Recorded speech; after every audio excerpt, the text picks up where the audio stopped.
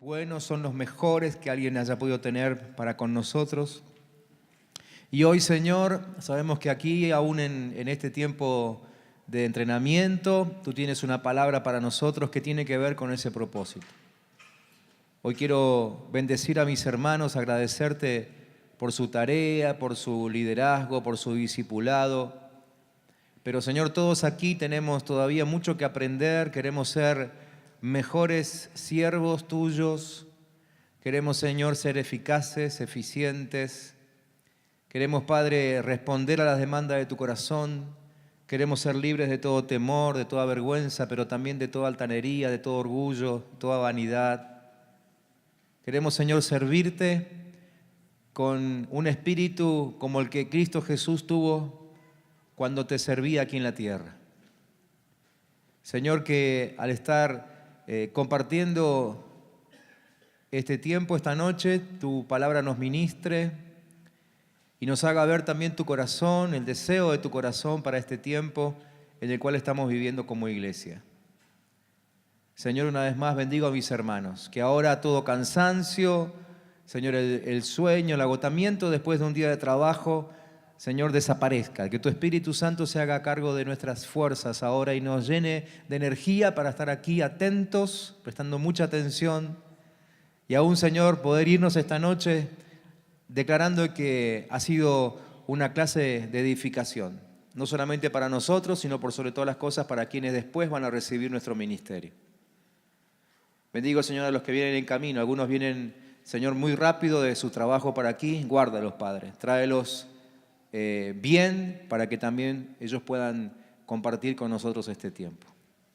Y oramos, Señor, en esta semana especial. Nos hemos puesto de acuerdo como iglesia para orar por el fin de semana. Gracias, Padre, por lo que nos espera el fin de semana. Gracias, Señor, porque hay una palabra que ya pusiste en el corazón de los pastores Cataño, de los pastores Afranchino. Gracias, Señor, porque ellos han estado buscando dirección de Dios y yo sé que les has hablado. Y ellos vienen aquí, Señor, cargados primeramente de entusiasmo, pero también cargados de algo bien específico para nosotros. Queremos, Señor, que ellos puedan soltarlo y que nosotros como iglesia estemos muy atentos a lo que nos vas a decir. Oramos, Señor, para que, como declaramos los días pasados, este tiempo de escuela de vida sea un tiempo bisagra, como tantas otras veces. Señor, y comencemos a vivir un tiempo también nuevo como iglesia, de crecimiento, de maduración, Señor, de responsabilidad y de madurez delante del pueblo al cual nos has enviado a predicar.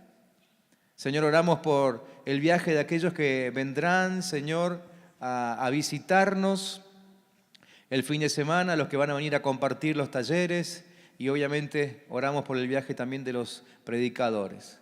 Señor, que ellos sean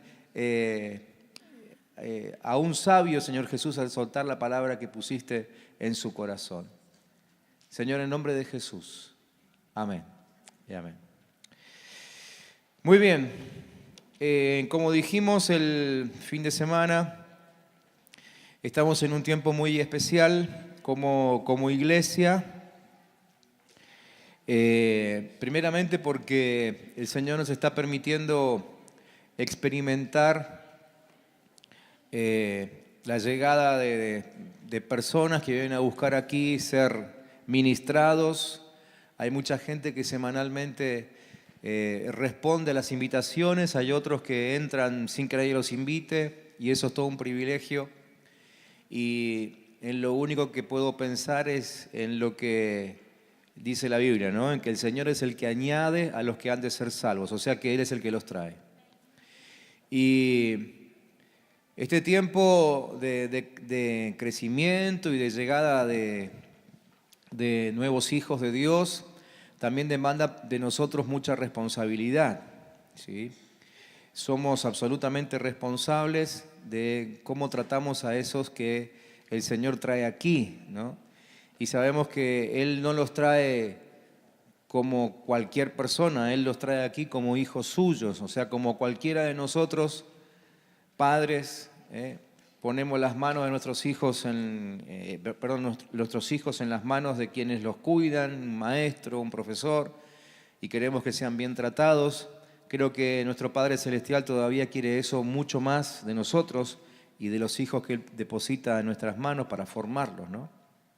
Así que somos absolutamente responsables de eso y por eso es que necesitamos prepararnos, entrenarnos. Por eso es que tuvimos hace 2 semanas atrás un primer taller que tiene que ver con el cuidado pastoral sobre esas almas nuevas que van llegando.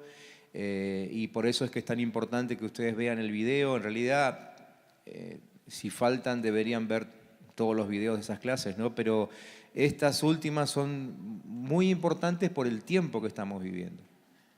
Y yo no estoy bien seguro muchas veces si yo logro transmitir la importancia de este tiempo que estamos viviendo. Y estoy casi convencido de que no lo logro hacer. Pero les soy sincero en este aspecto, oro mucho para que el Espíritu Santo sea el que les convenza a ustedes de que estamos en ese tiempo. Y que sea Él el que les muestre la necesidad de ser muy cuidadosos y de dejarnos entrenar en este tiempo, más que por un pastor, por el Espíritu Santo y por su palabra y todo lo que estamos recibiendo, ¿no? Para ser dignos de los hijos que el Padre está trayendo a esta casa. Insisto, Él es Padre amoroso y muy cuidadoso, así como los cuida a ustedes, también cuida a esos que está trayendo, ¿no?, a la congregación. Y estoy también convencido de que si nosotros no actuamos con responsabilidad, el Padre simplemente determinará llevarlos a otra casa. Yo no quiero eso, ¿sí? No quiero eso, primeramente porque me sentiría yo muy avergonzado delante de Dios si no pudiese cumplir con lo que Él me está pidiendo. Y espero que todos estemos entendiendo eso, ¿sí? Por eso la necesidad de no perdernos nada de lo que estamos charlando, enseñando. Quizás mucho de lo que digo ustedes lo deben haber escuchado, lo deben haber leído. Muchos de ustedes son de leer, de escuchar otros mensajes de otros predicadores, lo cual me parece perfecto.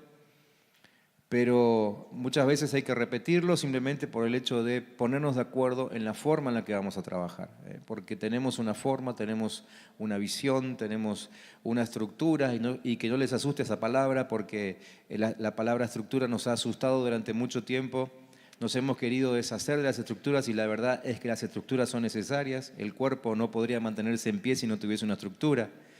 El tema es que la estructura tiene que ir creciendo junto con el cuerpo, ¿sí?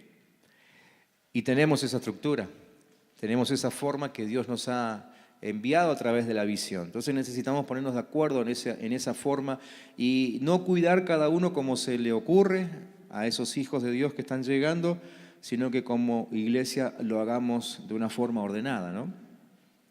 Esta noche quiero seguir con el taller del 21, por lo tanto es muy importante que ustedes, si no pudieron ver el video, lo vean luego, el del 21, y que se lleven esta noche el bosquejo de esa clase, si no estuvieron en ese día.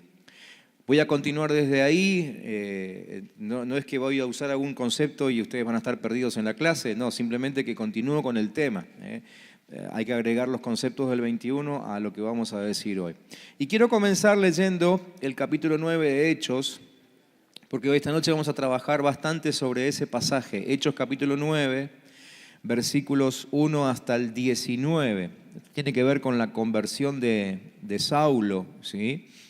Y hay muchos aspectos ahí dentro de ese pasaje que hoy vamos a considerar. Muchos otros aspectos que ustedes pueden descubrir luego en su estudio personal, que no vamos a hablar aquí, pero el pasaje es muy rico. Hechos capítulo 9 dice que mientras tanto Saulo no dejaba de amenazar de muerte a los creyentes en el Señor. Por eso se presentó al sumo sacerdote y le pidió cartas de autorización para ir a las sinagogas de Damasco a buscar a los que seguían el nuevo camino, tanto hombres como mujeres, y llevarlos presos a Jerusalén. Pero cuando ya se encontraba cerca de la ciudad de Damasco, una luz que venía del cielo brilló de repente a su alrededor. Saulo cayó al suelo y oyó una voz que le decía: Saulo, Saulo, ¿por qué me persigues? Saulo preguntó: ¿quién eres, Señor? La voz le contestó: yo soy Jesús, el mismo a quien estás persiguiendo. Levántate y entra en la ciudad, allí te dirán lo que debes hacer. Los que viajaban con Saulo estaban muy asustados porque habían oído la voz, pero no habían visto a nadie. Luego Saulo se levantó del suelo, pero cuando abrió los ojos no podía ver, así que lo tomaron de la mano y lo llevaron a Damasco. Allí estuvo 3 días sin ver y sin comer ni beber nada.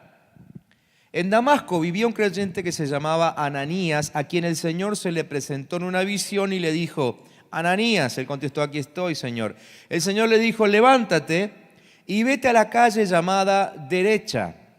Y en la casa de Judas pregunta por un hombre de Tarso que se llama Saulo. Está orando y en una visión ha visto uno llamado Ananías que entra y pone sus manos sobre él para que pueda ver de nuevo. Al oír esto, Ananías dijo: Señor, muchos me han hablado de ese hombre y de todos los males que ha causado en Jerusalén a tu pueblo santo, y ahora ha venido aquí con autorización de los jefes de los sacerdotes a llevarse presos a todos los que invocan tu nombre. Pero el Señor le dijo: ve, porque he escogido a ese hombre para que hable de mí a la gente de otras naciones y a sus reyes y también a los israelitas. Yo le mostraré lo mucho que tiene que sufrir por mi causa. Ananías fue a la casa donde estaba Saulo. Al entrar, puso sus manos sobre él y le dijo: hermano Saulo, el Señor Jesús, el que se te apareció en el camino por donde venías, me ha mandado para que recobres la vista y quedes lleno del Espíritu Santo. Al momento cayeron de los ojos de Saulo una especie de escamas y recobró la vista. Entonces se levantó y fue bautizado. Después comió y recobró las fuerzas y se quedó algunos días con los creyentes que vivían en Damasco. Como ustedes ven allí en sus bosquejos, la primera frase que les puse allí es que la consolidación es la clave, ¿sí? Y yo creo que si nos ponemos a pensar, todos nosotros quisiéramos tener un Saulo convertido acá en la iglesia, ¿no? ¿No? ¿Quisieran tener un Pablo, cada uno en sus propios grupos de crecimiento? ¿Sí? Sería un desafío, pero sería bárbaro, ¿no? El tema es que para que haya gente como Pablo, Dios necesita gente como Ananías, ¿sí? Pablo necesitó de un Ananías que lo consolide. Por eso es que la consolidación tiene que ser asumido como una misión. Para nosotros aquí en la Iglesia del Camino, por lo menos. En realidad yo creo que es para todos. Pero por lo menos para nosotros tiene que ser asumido esto como una misión, como un objetivo a alcanzar y hacerlo con gran responsabilidad, para poder llevar la gente que Dios nos entregó a tener un encuentro con lo sobrenatural, como tuvo Pablo, para que después tenga también una vida llena de frutos en el reino, como tuvo Pablo, ¿sí? Nosotros queremos que la iglesia se llene de hombres y mujeres con muchos dones, con muchas capacidades. Hace un par de años atrás recibimos una palabra. El Señor decía que venía a esta iglesia mucha gente con mucha lana, y entendimos que eso significaba que venían personas llenas de dones y de capacidades, talentos, habilidades para colaborar en el crecimiento del reino, en el extendimiento del reino. Pero para que eso suceda, tiene que haber una buena consolidación, ¿sí? Un poco pensando en lo que compartí el día 21, y los que estuvieron acá lo van a entender mejor, si tenemos una mala consolidación, a esa gente la perdimos. Y yo pienso, ¿cuánta gente habremos perdido en la historia de la iglesia a causa de un mal cuidado, ¿no? De una mala consolidación? Unos cuantos de ustedes han venido de otros lugares y lo primero que nos dijeron es, fuimos mal cuidados, palabra más, palabra menos. Y yo digo, gracias a Dios, y creo que ustedes también son agradecidos de que Dios los puso en otro lugar. A algunos los puso en esta iglesia, a otros los puso en otras congregaciones, donde ahora sí están cuidados. Pero pienso, ¿cuántos como ustedes no fueron cuidados? Y hoy tenemos dones y talentos, como ustedes, pero perdidos ahí fuera del mundo, ¿no? ¿Y todo por qué? Por una mala consolidación. ¿Sí? Entonces, la historia de Saulo y Ananías nos muestra cómo Ananías inmediatamente comenzó a consolidarlo, y ahora vamos a ver algunos pasos que él dio, pero dice el versículo 20 que enseguida predicaba a Cristo en las sinagogas. ¿Sí? Saulo empezó a predicar inmediatamente, o Pablo, ya en esta altura ya era Pablo, ¿no? Entonces necesitamos asumir la consolidación como una misión que nos llevará a cambiar nuestra manera de pensar. ¿Sí? Consolidar tiene que ver, en primer lugar, con cambiar nuestra manera de pensar. Nuestra manera de pensar, la que traemos del mundo y la que aún traemos de una vida religiosa, no sirve para la correcta consolidación. ¿Sí? Hay religiosos que piensan estar consolidando, pero la verdad es que la verdadera consolidación, como la de Ananías, requiere de una mente que haya sido cambiada, que haya sido reestructurada, que haya abandonado la religiosidad. ¿Sí? El ejemplo de Ananías nos muestra que Dios siempre trabaja con gente dispuesta. En el versículo 10 dice, Ananías, heme aquí. Estaba siempre listo, y a lo que Dios le mandaba, él estaba atento. Y nos muestra esa conversación entre Dios y Ananías, que Dios cada vez que nos envía con una estrategia. Muchas veces nuestros temores son, bueno, ¿qué voy a hacer? ¿Qué voy a decir? ¿No? Y muchos han sido convocados para ser aún líderes de grupos de crecimiento. Los hemos animado para que abran reuniones de oración en sus casas y qué sé yo. ¿Sí? Hoy mismo en el devocional de hoy hubo un desafío específico a abrir casas de oración, pero muchos se niegan porque tienen miedo, ¿sí? Tienen miedo a no saber qué decir, a no saber qué hacer. Y el caso de Ananías y su charla con Dios nos muestra que Dios nunca nos va a mandar sin una estrategia específica, ¿sí? En el caso de Ananías, la estrategia era ve a la calle derecha, es decir, hasta con un lugar a donde había que ir. Le mostró inclusive con quién se iba a encontrar, ¿sí? Con uno que se llama Saulo de Tarso. Le dijo cómo lo iba a encontrar. Dice que lo vas a encontrar orando. Le dio una estrategia de ministración, le dijo que le ponga las manos encima. ¿Sí? De todo eso vamos a ir charlando enseguida. Y le habló de una misión que Dios ya tenía preparada para esa persona a la que él iba a ministrar. Ahora vamos a ver esto. Pero muchas veces nosotros nos acobardamos y retrasamos la tarea de consolidación porque no tenemos idea de lo que Dios quiere hacer con la otra persona. ¿Sí? Ahora, imagínense, pónganse ustedes en la situación. Hagan de cuenta que son Ananías. ¿Sí? Y viene Dios y les dice, te voy a poner al cuidado de una persona a la que voy a usar mucho, no solo en Neuquén, sino en toda la Patagonia. Díganme si ustedes no harían el mayor esfuerzo para consolidar a esa persona. ¿Sí? Lo que muchas veces sucede, quizá la mayoría, y es lo que quiero empezar a romper a partir de estas clases que estamos teniendo, es esto, de no saber qué tengo que hacer con aquel a quien estoy consolidando. ¿Sí? No solo que necesito saber qué hacer, sino que está toda la posibilidad de que yo lo sepa. Este es un ejemplo, ¿sí? Dios quiere decirnos a nosotros lo que va a hacer con la persona a la que estamos discipulando. Y si hay apertura y disposición en nosotros, lo vamos a entender, y les puedo asegurar que nuestro ministerio cambia totalmente cuando entendemos a quién tenemos delante. ¿Sí? No entendemos con ojos humanos, ¿no es cierto? No es que yo tengo adelante, bueno, a ese que se presentó, dijo, y yo le pregunté, bueno, ¿y a qué te dedicas? No, soy comerciante, soy esto, soy aquello. No ese tipo de conocimiento, sino el conocimiento que me entrega la revelación. ¿Sí? El conocimiento que Dios me susurra al oído y que me dice, ¿ves este albañil? ¿Ves este comerciante? ¿Ves este político? Bueno, yo lo voy a usar en esto y esto. Nuestra tarea cambia totalmente. ¿Sí? Y se van nuestros temores. Entonces, no podemos menospreciar la condición en que las personas llegan cuando Dios nos las envía. Claro, cuando llegan, Vienen como venía Saulo, ¿no es cierto? Y fíjense, Saulo vino ciego, con preguntas, solo, ¿sí?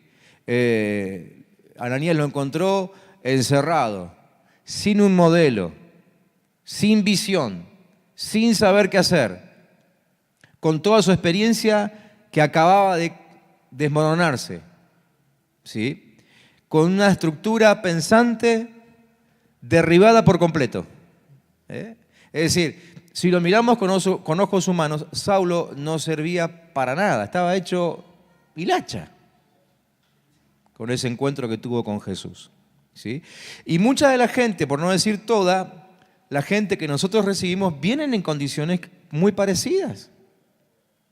Entonces, si nosotros simplemente observamos la condición en la que llegan, lo más probable es que los menospreciemos, porque el menosprecio tiene que ver con la cultura en la cual nacimos, crecimos, nos desarrollamos y vivimos actualmente.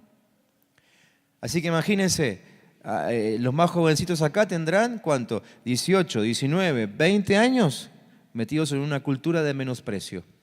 Y los más grandecitos que están acá, 50, 60 años metidos en una cultura de menosprecio.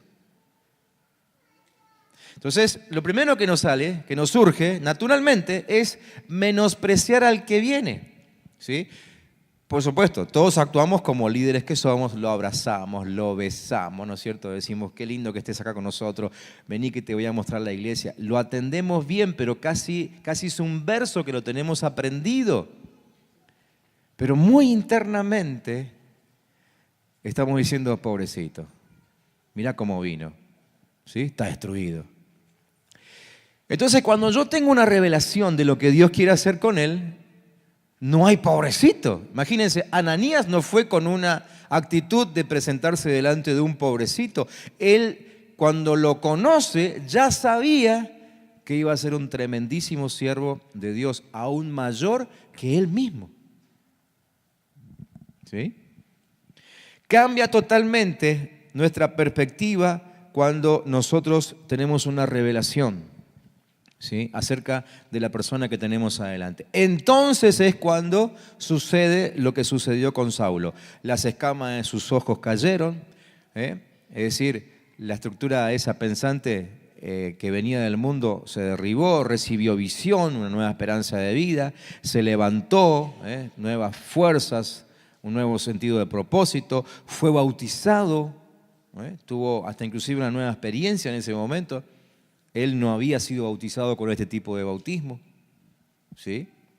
Enseguida predicaba a Cristo, o sea, comprendió su misión inmediatamente, pero todo eso vino después e inmediatamente después de la consolidación, no antes. Entonces, la gente que llega así viene con graves problemas, pero la consolidación lo cambia todo. Por eso es tan importante que hablemos sobre consolidación. Hay un inmenso poder cuando se nos revela que la consolidación es nuestra misión en la vida, ¿sí?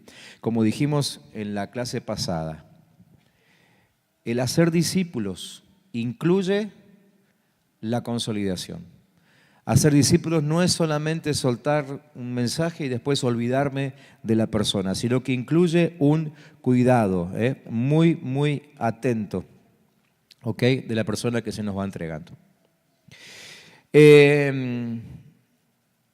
Lo que sigue después en sus apuntes seguramente es 4 principios sobre el valor de ahondar en la consolidación respecto del gobierno, ¿sí? Enseguida volvemos a Ananías y a Saulo, pero hacemos un paréntesis aquí que tiene que ver con lo que hemos hablado desde siempre en esta congregación, que tiene que ver con establecer gobierno, ¿sí? Sobre la tierra, y gobernar sobre ámbitos espirituales y aún físicos y emocionales, ¿no? Eso ya lo sabemos. Lucas capítulo 10, los primeros versículos dice, después de esto el Señor escogió también a otros 72 y los mandó de 2 en 2 delante de él a todos los pueblos y lugares a donde tenía que ir. Les dijo, ciertamente la cosecha es mucha, pero los trabajadores son pocos. Por eso pidan ustedes al dueño de la cosecha que mande trabajadores a recogerla. Vayan ustedes, miren que los envío como corderos en medio de lobos. Versículo 18. Después de esto, el Señor escogió también a otros 72 y los mandó de dos en dos. No, perdón, eso ya lo leí. Bueno, cuando vuelven los discípulos, versículo 18, dice el Señor: sí, pues yo vi que Satanás caía del cielo como un rayo. Y dice: yo les he dado poder a ustedes para caminar sobre serpientes y alacranes y para vencer toda la fuerza del enemigo sin sufrir ningún daño. Pero no se alegren de que los espíritus los obedezcan, sino de que sus nombres ya están escritos en el cielo. ¿Sí? Entonces, como hemos dicho muchas veces, y aquí en la Escuela de Liderazgo en años anteriores lo enseñamos y lo repetimos varias veces, ¿sí? El Señor nos puso para gobernar la tierra. Eso a partir de Génesis capítulo 1, versículo 26, ya empezamos a entender que hemos sido puestos para gobernar sobre todo lo creado. ¿Está bien? El tema es que hoy vivimos en territorios que han perdido totalmente la gobernabilidad, por lo menos la gobernabilidad de Dios. ¿Sí? Entonces, estamos tratando como iglesia, y como iglesia de Jesucristo toda, no solamente nosotros, sino toda la iglesia del Señor en la ciudad, en la provincia, en la nación, en el mundo, a recuperar esos territorios gobernados, ¿sí?, por la presencia de Cristo. ¿Tá? Entonces, un primer concepto que tenemos que aclarar sobre esto, que tiene que ver con consolidación, es que la ingobernabilidad de un territorio no se resuelve solamente con funcionarios públicos justos, sino con la recuperación de la autogobernabilidad. ¿Por qué puse esto aquí? Porque es como que veo en este último tiempo una tendencia dentro de la iglesia a orar más que nunca para que los gobernantes sean cristianos. Hasta ahí venimos bien, eso está buenísimo. Pero algo que está sucediendo hoy es prácticamente lo mismo que sucedió siempre. Terminamos abandonando la responsabilidad de lo que tiene que hacer toda la iglesia en determinadas personas. ¿Sí? Entonces, esto de estar orando porque los gobernantes sean cristianos, insisto, hasta ahí vamos bien, nos está trayendo también inconscientemente, encubiertamente, una tendencia a dejar que lo hagan ellos todos solos. ¿Sí? Y entonces, claro, esto tiene que ver con una estrategia inclusive del enemigo, ¿no? Empezamos a descansar, entre comillas, en que, bueno, si tenemos gobernantes cristianos, nos va a ir mejor. Y lo malo en todo esto es que empezamos a abandonar nuestra propia responsabilidad de ser gobernadores de la tierra en la que nos toca caminar. En el sentido bíblico de la palabra, no en el sentido político de la palabra. ¿Sí? Entonces, por eso yo les puse allí que la ingobernabilidad de un territorio no se resuelve solamente con funcionarios públicos justos. Insisto, me encantaría que haya muchos más de los que ya hay. Sino que se resuelve con la recuperación de la autogobernabilidad. O sea, cada uno tiene que lograr ese gobierno de Cristo en sus vidas para poder gobernar sobre el territorio que sus pies pisan. ¿Me siguen hasta acá? ¿Vamos bien? ¿Sí? Alguien dijo alguna vez que cuanto más autónomo es un pueblo, más libre es el Estado. ¿Qué significa eso? Que cuanto más me gobierno yo a mí mismo, menos tendrá que hacerlo el Estado sobre mí. Es decir, la gran mayoría de las leyes, y si no, corríjanme los señores doctores que tenemos acá, la gran mayoría de las leyes tienen que ver con corregir la falta de autogobernabilidad de algunas personas, que los lleva a delinquir. ¿Sí? Ahora, si cada uno se hiciera responsable y se propusiera no ser un delincuente y hacer las cosas como Dios manda, el Estado tiene poca participación. ¿Sí? No necesita hacerlo. Por eso digo, cuanto más autónomo es un pueblo, o sea, cuanto nosotros más nos autogobernamos, más libre es el Estado. Si hoy nosotros estamos pisando un territorio argentino, con tremendas dificultades, esclavo de una innumerable cantidad de vicios de todo tipo, es simplemente porque los ciudadanos de esta patria no se autogobiernan. Sus corazones no tienen disciplina, ¿sí? No hay gobierno en cada uno. ¿Me entienden?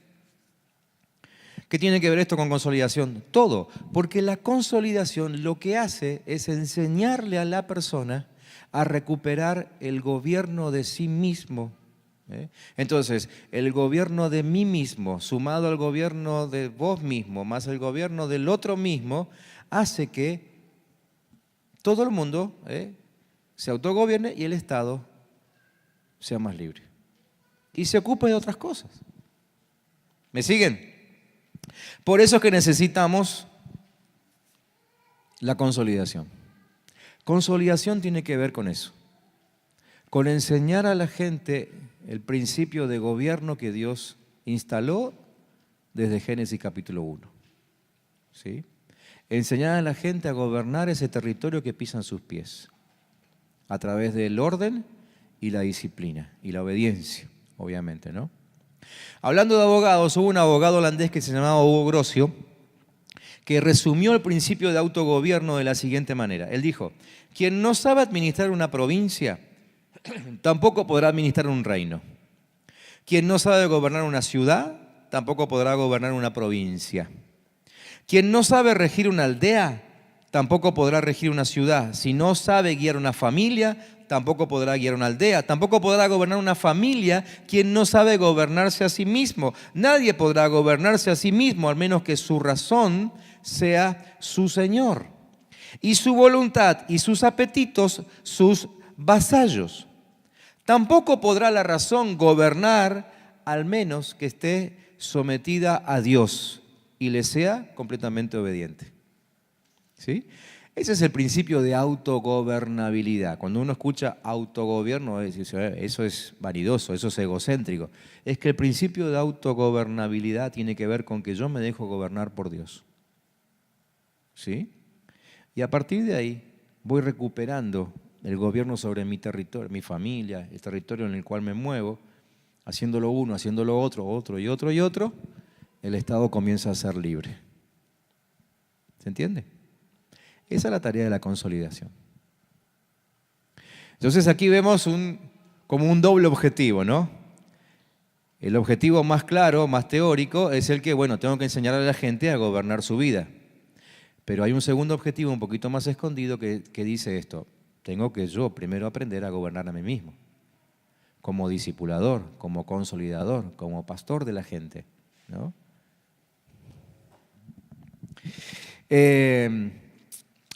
Segundo concepto, ahí en sus apuntes, los pueblos que no son gobernados por Dios son gobernados por los tiranos. Jesús le dijo a los discípulos cuando volvían: yo veía a Satanás caer del cielo como un rayo. ¿Qué es lo que estaba pasando? Cuando Jesús envía a los 70 o 72, según la versión, a predicar, ¿a qué fueron ellos? Fueron a establecer el gobierno de Dios. ¿Sí? Llegaron a ciudades a las que Jesús los mandó y dijeron: bueno, muy bien, a ver, el reino de Dios se establece acá y según el reino de Dios, según las leyes del reino de Dios, no puede haber enfermos, así que los sanaron. No puede haber endemoniados, así que los liberaron. No puede haber miserables, así que los hicieron prósperos. ¿Sí? No sé cuánto tiempo estuvieron ellos haciendo esa tarea de establecer gobierno. Entonces, cuando vuelven de establecer gobierno, ¿qué les dice Jesús? Yo vi caer el otro gobierno, el anterior. ¿Sí? Yo vi a Satanás siendo destronado. Ninguno de ellos habló de guerra espiritual. Ninguno de ellos habló, quizá lo hicieron, pero el texto no lo dice. Ninguno de ellos habló de que tuvieron reuniones de intercesión, ¿no? Donde bombardearon el infierno o una cosa así. Tampoco digo que eso esté mal hacerlo. Simplemente digo, ellos se dedicaron a establecer el reino, un reino de prosperidad, un reino de salud, un reino de libertad. Al hacer eso, el otro reino fue destronado. ¿Sí? Entonces el segundo concepto de gobernabilidad tiene que ver con esto. Que si nosotros establecemos el gobierno de Dios, el gobierno del tirano, en este caso Satanás, ¿sí?, es totalmente destronado. Ahora, si no establecemos el gobierno de Dios, el que se establece es el gobierno del tirano. O está uno o está el otro. Nunca puede haber carencia de gobierno. Siempre habrá un gobierno, siempre. Aún aquel que dice yo no me dejo gobernar por nadie, porque puede ser uno de esos extremistas, ¿no?, que no quiere a nadie sobre su cabeza, en realidad está declarando que está siendo gobernado por un concepto, por un pensamiento, un principado. ¿Sí? ¿Se entiende? En el siglo III hubo un emperador que se llamaba Juliano, lo llamaban el apóstata. Ya con ese nombre nomás se dan cuenta que no era muy bonito el hombre, ¿no? Pero él terminó reconociendo que los primeros cristianos constituían una nueva generación de personas, ¿sí? El concepto de compasión que los cristianos empezaron a instalar no existía en el mundo conocido, el mundo greco-romano de esa época, ¿no? Hasta que llegaron los cristianos. Entonces, Juliano mismo escribió lo siguiente, él decía esto: la fe cristiana ha avanzado especialmente gracias al servicio de amor prestado a los extranjeros y al servicio ofrecido en el entierro de los muertos, cosa que ellos no lo hacían, los romanos no lo hacían. Es un escándalo que no haya un solo judío mendigo, decían ellos, Fíjense, es un escándalo que no haya un solo judío mendigo. ¿Sí? Fíjense que es como él mismo reconoce que se cumple la palabra. Yo creo que él la palabra no la conocía, pero la palabra dice que no hay ningún justo desamparado. Bueno, acá tienen lo mismo dicho por alguien que nunca leyó la Biblia en su vida. ¿Sí? Él dice, es un escándalo que no haya un solo judío mendigo y que los impíos galileos se preocupen de sus pobres y también de los nuestros. Una milla más. De sus pobres y también de los nuestros. Mientras que los nuestros esperan en vano la ayuda que nosotros deberíamos ofrecerles. Miren cómo un apóstata, un anticristo total, reconoce la acción de los cristianos en medio de un estado, ¿sí?, que estaba siendo trastornado. Por eso, ahí es cuando empezamos a entender cómo el infierno empieza a organizarse para que de alguna manera esa iglesia que Juliano ve sea frenada. Entonces, después de Juliano, aparece Constantino, ¿sí? Y el diablo le susurra a Constantino, le dice, Constantino, edificale un buen edificio a estos cristianos para que se metan adentro y no salgan nunca más a jorobarme la vida. Y Constantino lo hizo. Y a partir de ahí tenemos la iglesia encerrada. Estrategia del infierno, ¿no? Para frenar el avance de la iglesia. ¿Sí? Entonces, si vamos a el tercer concepto es este: si vamos a manifestar el reino, no podemos ver la consolidación como una estrategia de retención. Eso fue lo que nos impuso Constantino y de ahí en adelante, o el infierno en realidad. Pobre Constantino, si es consciente de esto, ahora debe estar remordiéndose allí en el infierno, ¿no? No tenemos que verlo como una estrategia de retención. Durante mucho tiempo vimos la consolidación como la estrategia de retención. Por eso la clase pasada, cuando vean el video lo van a ver. Yo les decía, nos hemos acostumbrado a hablar de la conservación de frutos. Y la Biblia no habla de conservación de frutos. Para mí conserva, me habla de algo que se encierra y que se le pone una tapa arriba para que no salga, ¿no? Interesante, se me está cruzando por la cabeza ahora que la conserva solamente sale de su espacio cuando la sacudimos.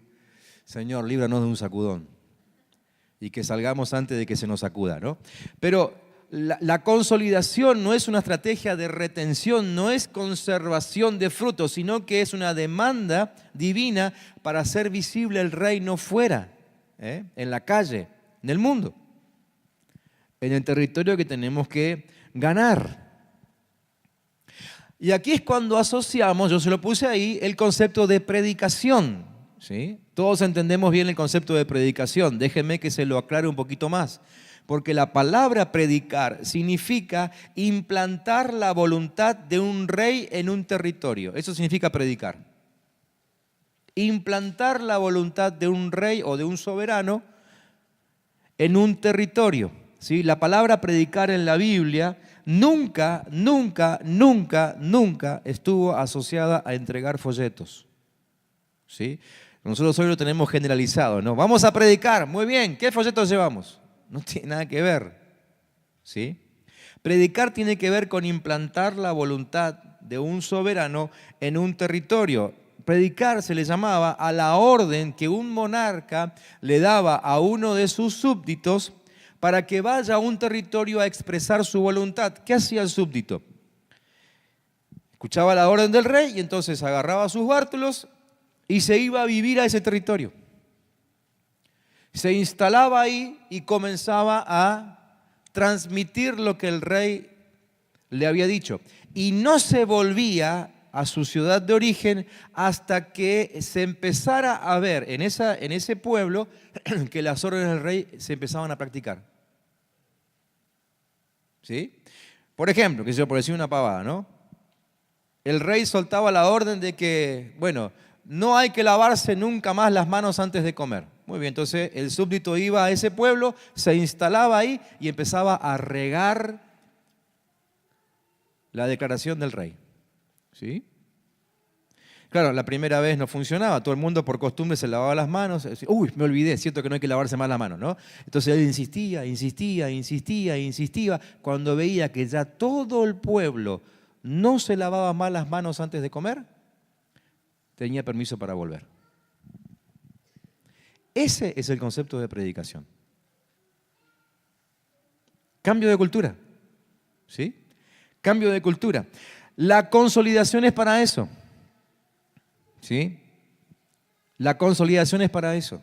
Consolidación está ligada a predicación en este sentido. Y si nosotros no estamos predicando en este sentido, estamos en un lío tremendo con nuestro Padre Celestial. ¿Sí? Porque predicar no es solamente soltar un mensaje y me voy y que pase lo que pase. Es hacerme responsable de que luego el mensaje cambie la cultura de ese lugar, de esa casa, de esa oficina, de ese taller, de la escuela donde haya soltado la palabra. Entonces, consolidación no es la obra de retención de una congregación. Consolidación es la expresión de los que por fin se han decidido a empezar a predicar, en todo el sentido de la palabra, el Evangelio. ¿Sí? Consolidación no es un extra que hacemos por Dios. Consolidación es recién empezar a cumplir la gran comisión. Ya entendimos que la gran comisión es para todos, ¿no? No solamente para los líderes que están acá. La gran comisión es para todo el pueblo de Dios. ¿Eso lo entendimos? ¿Sus discípulos ya lo entendieron? Lo tienen que entender. Pero la gran comisión incluye la consolidación. Consolidación no es que, bueno, algunos se dedican a consolidar, otros no. No es así. Todos los hijos de Dios estamos llamados a consolidar. Y solo cuando comenzamos a consolidar, estamos cumpliendo la gran comisión. Mientras que no consolidemos, no sé qué estamos haciendo. No sé cómo se llama eso, ni pienso averiguarlo. El cuarto concepto de la gobernabilidad tiene que ver con que si vamos a consolidar una nación, una provincia, una ciudad, un barrio, lo que sea, debemos ser conscientes de que Dios está en todo lo que hacemos. Dios está en todo lo que hacemos. Nuestros antepasados, y les hablo mucho acerca del pasado y les menciono a estos reyes que recién les mencioné, porque estos días con todo este tema de la reforma, los 500 años de la reforma, qué sé yo, he estado leyendo algo de eso y tengo muchas ganas de escribir algunas cosas con respecto a la reforma. Y tengo muchas ganas de escribir algunas cosas sobre Lutero que nadie sabe, o que no se divulgan, no es que nadie sepa. No sé si lo voy a hacer. Oren para que vea si lo escribo o no lo escribo. porque puede ser que explote una bomba después de esto. Pero es como que se le está dando mucho auge a los 500 años de allá atrás, y estamos esperando todavía la reforma apostólica y profética que está anunciada por la palabra y no estamos haciendo nada para eso. Esa es la reforma que tenemos que esperar. ¿Sí? Bien, nuestros antepasados en la fe usaban una frase que es la frase coram deo. Creo que se la puse en los apuntes ahí, ¿no? ¿Sí? Coram deo, una frase en latín. Son dos palabras. La palabra coram significa pupila del ojo, literalmente. Pero la expresión quiere decir un cara a cara, en presencia de alguien, ante los propios ojos, en presencia de, delante de. Todo eso es coram. Y Deo es fácil de entender, ¿no? Deo es Dios. O sea que la frase coram Deo significa en presencia de Dios. Ellos usaban esa frase todo el tiempo. ¿Por qué? Porque se autorrecordaban, se autoconvencían de que todo lo que hacían estaba a la vista de Dios. Todo. Una de las cosas que perdimos por el avance de la religiosidad tiene que ver con esto. Porque hoy no es raro, no digo en nuestra congregación, creo que gracias a Dios lo entendimos diferente, pero la verdad es que uno se asusta cuando sale por ahí y recorre algunas otras iglesias y encontramos todavía demasiados hermanos nuestros que tienen el concepto de que Dios los mira el domingo nada más, ¿no? Entonces el domingo se visten bien porque vamos a encontrarnos con Dios. Algunos se bañan solo el domingo porque se van a encontrar con Dios. Entonces el domingo cambian el vocabulario. El domingo cambian el trato en la casa, en la familia. El domingo leen la Biblia. El domingo tratan bien a sus hijos. ¿Sí? El domingo. El lunes andan encontrándose en el taller o en la calle, ¿sí? Y su vocabulario es otro. Parece otra persona, se viste diferente. El semblante le cambia. Porque hemos perdido este concepto, que tiene que ver con la gobernabilidad. Para recuperar la gobernabilidad a través de la consolidación, necesitamos instalar, quizá primero en nosotros, pero en nuestros discípulos, el concepto de que estamos delante de los ojos de Dios todo el tiempo, todo el tiempo, todo el tiempo. ¿Sí? Y a mí me gusta decir que no solamente cuando estoy despierto, sino aún cuando estoy dormido, porque lo que sucede mientras estoy dormido es una consecuencia de lo que hice, dije y pensé cuando estaba despierto. ¿Sí? Muchos de nuestros sueños tienen que ver con lo que hice o lo que pensé mientras estaba despierto. Entonces, si a la noche tengo un sueño, no sé, terrorífico y tengo pesadillas, es porque durante el día estuve mirando cosas que no debería. Inconscientemente me estuve creyendo mentiras a través de una película de terror, lo que sea, ¿no? Y me estuve comiendo el verso de que existe un poder que me puede movilizar la estantería. Entonces a la noche mi mente simplemente lo expresa a través de un sueño. Entonces el coram deo, el estar en presencia de Dios y consciente de la presencia de Dios, lo tenemos que aplicar las 24 horas del día. Y tienen que ver con el concepto de gobernabilidad. ¿Ah? Todo esto se logra a través de la consolidación. A través de el verdadero entendimiento de la palabra predicación. ¿Sí?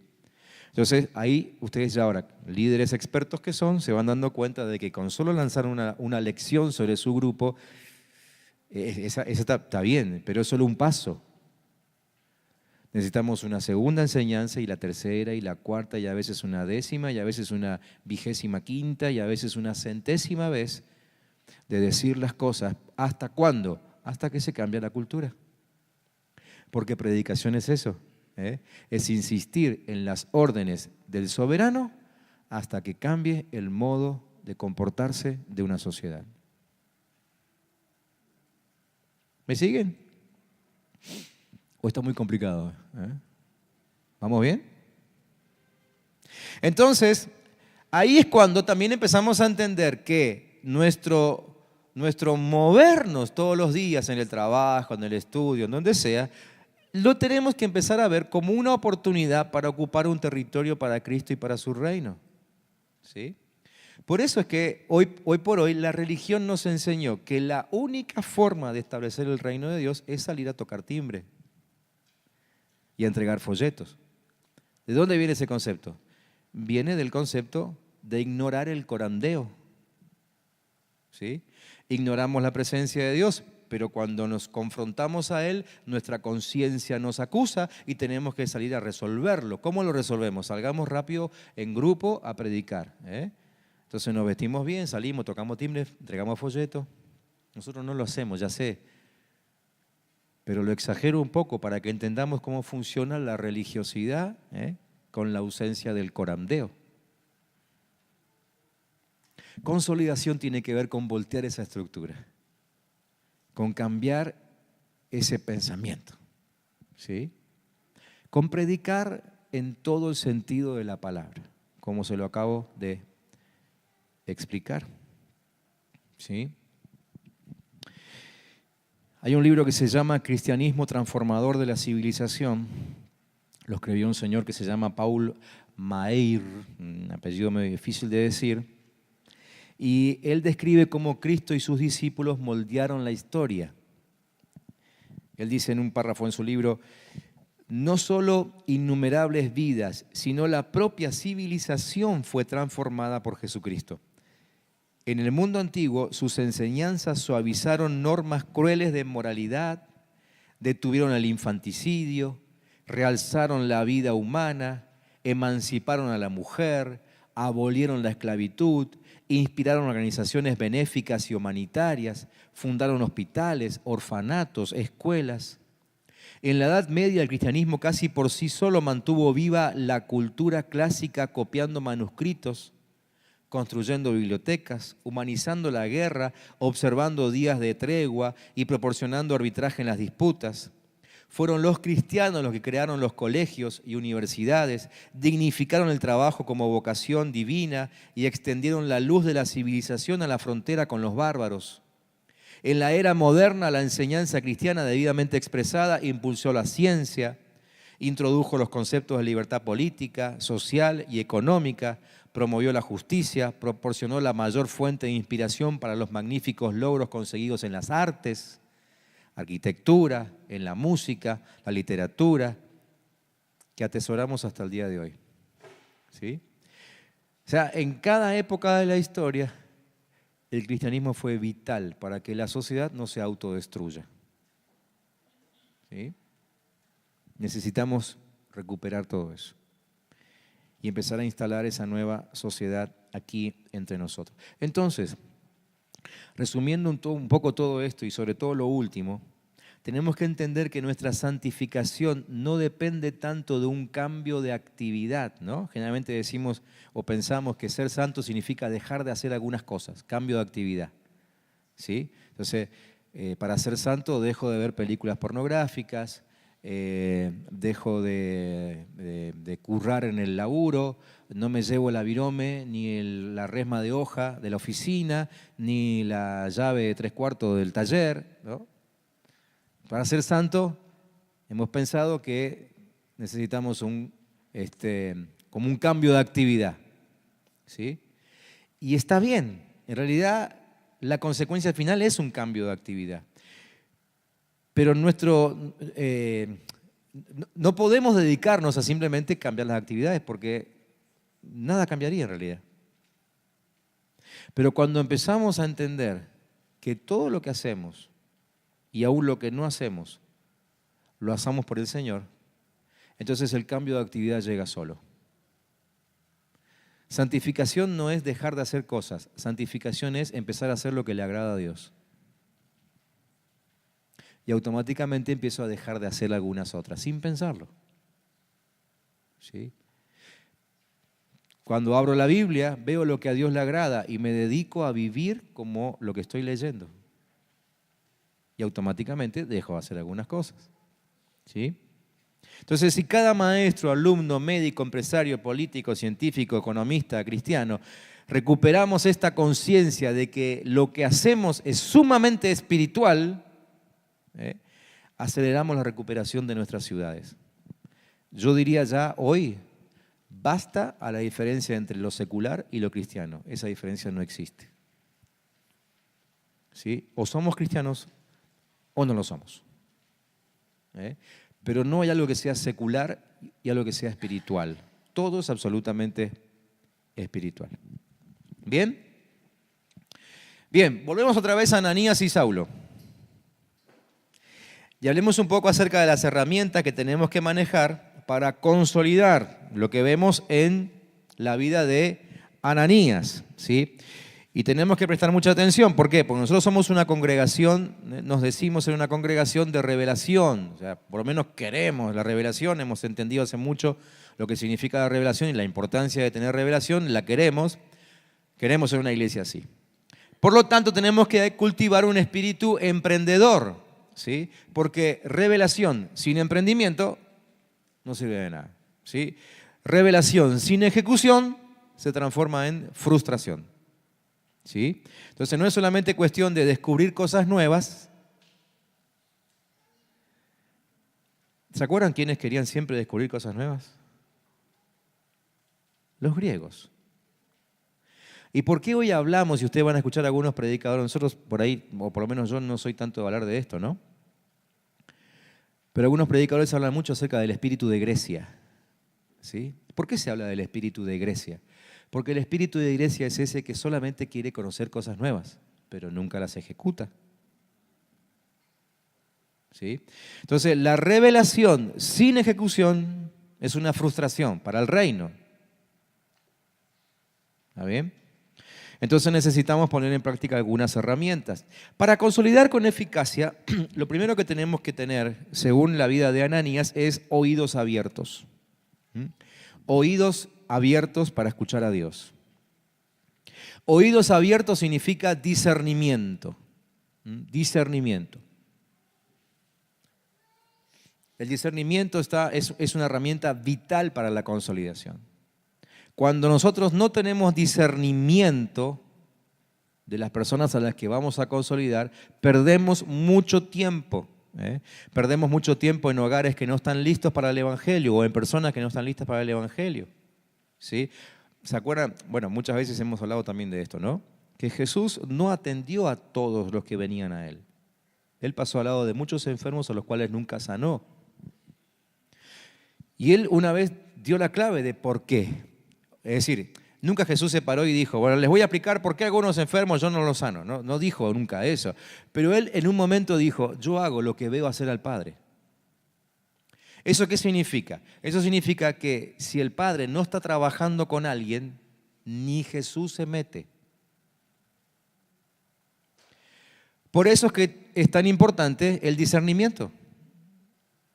Perdemos mucho tiempo en tratar de trabajar con gente con la cual el Padre no está trabajando, ¿sí? Me empecino en hacer algo con alguien, por supuesto, quizás motivado por algo bueno, algo positivo. Yo quiero que todos conozcan a Cristo, que todos se conviertan. Entonces le predico y no pasa nunca nada. Y yo mismo me termino frustrando y aún entro en dudas porque la predicación aparentemente no me funciona. Pero la verdad es que el Padre no está trabajando ahí todavía. Por eso es tan importante que yo arranque el día siempre, no solamente orando y pidiendo a Dios que me cuide, que es lo que hacemos todos le pedimos al Señor que nos cuide y que podamos volver a casa sanos y salvos. Eso es una oración buena, pero es una oración muy interesada en mí mismo.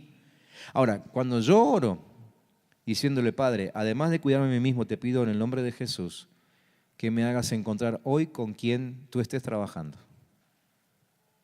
¿sí?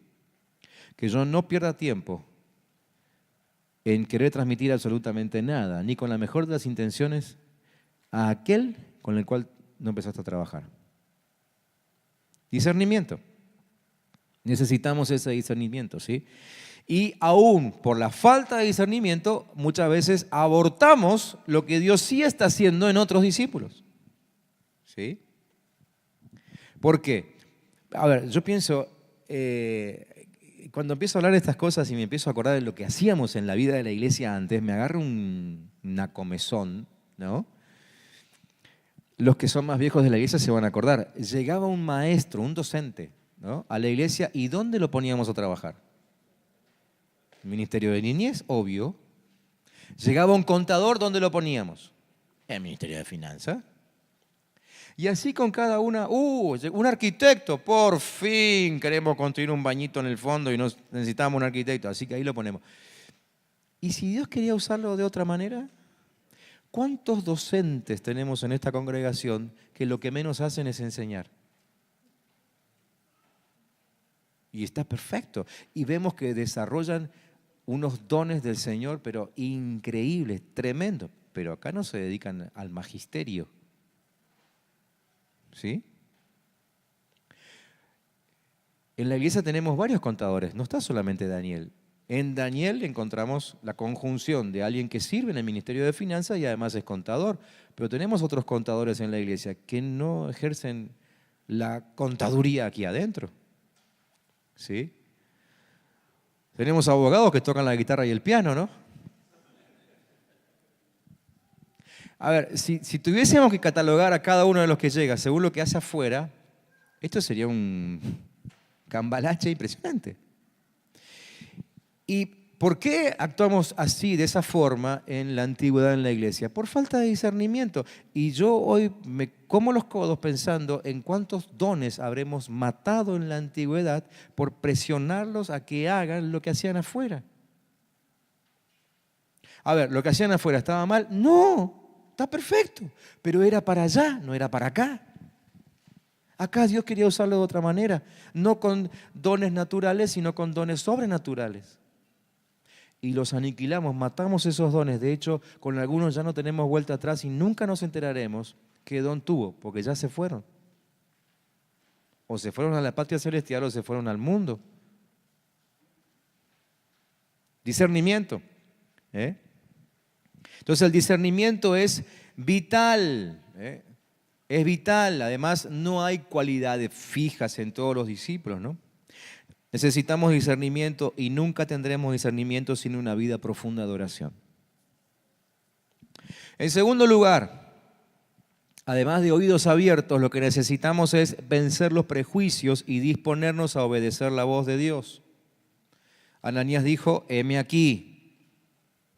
Como les dije antes, nuestra sociedad opera bajo un principio de las tinieblas que tiene que ver con condenar y juzgar. ¿Sí? Condenar y juzgar es un principio de las tinieblas. Nuestra sociedad se conoce el pasado de la gente y nunca lo desliga de él. ¿Sí? Si la gente, piensen ustedes en su barrio, si en su barrio se detecta un ladrón, será ladrón toda su vida. Porque la sociedad lo condena y lo juzga así. ¿Sí? Lo que vemos en Ananías es que cuando Dios le reveló, cuando él aplicó sus oídos abiertos, discernió lo que Dios iba a obrar en Saulo, listo, la idea de ese perseguidor de iglesia fue abandonada inmediatamente. Es decir, el espíritu de condenación y de juicio que operaba en el mundo a Ananías no le afectó. No digo que no tengamos que tener ciertos recaudos. Llega uno que ha sido, violador de niños durante toda su vida y obviamente que no lo vamos a poner a trabajar en el Ministerio de Niñez por lo menos los primeros 4 o 5 años, ¿no? Pero eso no tiene que ver con condena y con juicio. Tiene que ver con el proceso de restauración que la persona demanda, pero no la catalogo por el resto de su vida. Y así con cada uno, ¿no? Tenemos que vencer los prejuicios y disponernos a obedecer la voz de Dios. Por eso puse este segundo elemento en segundo lugar, después de hablarles del discernimiento. Porque para poder aplicar este segundo elemento necesitamos el primero. ¿Sí? Primero discernimos. Y el discernir en Dios nos permite abandonar el prejuicio. ¿Sí? Ananías fue y lo habló con Dios directamente, le dijo, pero yo escuché, no es que anduvo comentando por ahí, no es que salió a los pasillos y dijo, che, vos sabés que el Señor me mandó a trabajar con uno que es terrible. No, él lo habló en el lugar adecuado. Dijo, pero yo escuché que este persigue a la iglesia. Y lo resolvió en un instante porque Dios mismo le contestó. Y evidentemente cuando salió de ese encuentro con Dios, jamás soltó una condenación sobre la vida de Saulo. ¿Sí? Dios le dijo, instrumento escogido me es este, y se terminó el tema. Y Ananías entendió que a partir de ese momento comenzaba un proceso de transformación. No es que ya estaba transformado, comenzaba un proceso, pero instrumento escogido me es este. Y no se habla más. ¿Y voy a trabajar para qué? Para que sea instrumento escogido. Para que se comporte como tal. En el caso de Saulo le llevó 13 años transformarse en instrumento escogido. No fue de la noche a la mañana, aunque dice el versículo 20 que empezó a predicar en la sinagoga inmediatamente. Pero al Pablo que nosotros conocemos le llevó 13 años ser formado. Hay un proceso, por supuesto que sí. Pero cuando Dios dijo, instrumento me es escogido, listo, se terminó el tema. No cuestiono más. Y trabajo en función del instrumento escogido que tengo delante. Lo honro, lo respeto, le sirvo, lo ministro, le doy todas las herramientas que pueda darle yo. ¿Para qué? Para que se convierta en instrumento escogido. ¿Se dan cuenta por qué el discernimiento es tan especial y por qué tengo que pedir discernimiento? ¿Por qué la revelación es tan importante? Tercero, para consolidar con eficacia tenemos que entrar en las casas. Hoy por hoy, como en la antigüedad, las casas son la raíz del problema o son la solución social. Lo malo que pase o lo bueno que pase, pasa en una casa. Ustedes saben por qué. Vieron que la gente en la antigüedad se iba convirtiendo, ¿no? Cuando arranca la iglesia primitiva, uno va leyendo el libro de Hechos, ¿sí?